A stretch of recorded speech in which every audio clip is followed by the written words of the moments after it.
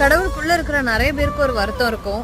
அதாவது முன்னாடி நான் வந்து கடவுளுக்குள்ள இருந்த மாதிரி இப்ப என்னால இருக்க முடியல, முன்னாடி என்னோட ப்ரேயர் லைஃப் இருந்த மாதிரி இப்ப என்னால இருக்க முடியல அப்படின்னு ஒரு வருத்தம் இருக்கும். அதே ஃபெய்த் லைஃப்ல இல்லாதவங்க, கடவுளுக்குள்ள அந்த அளவுக்கு இல்லாதவங்களுக்கு ஒரு வருத்தம் இருக்கும்.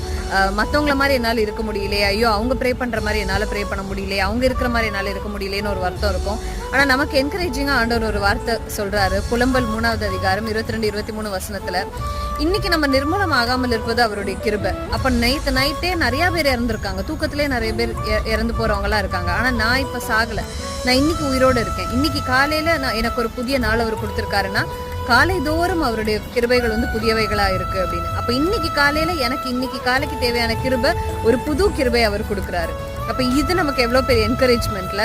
அப்போ நான் நேத்தியோட நடந்ததை நான் அப்படியே விட்டுட்டு, ஓகே இன்னைக்கு எனக்கு ஒரு புதிய நாள் கொடுத்திருக்காரு, இந்த நாள் நான் அவர்கிட்ட எவ்வளவு க்ளோஸ் ஆக முடியும் அப்படின்னு யோசிக்கலாம்ல.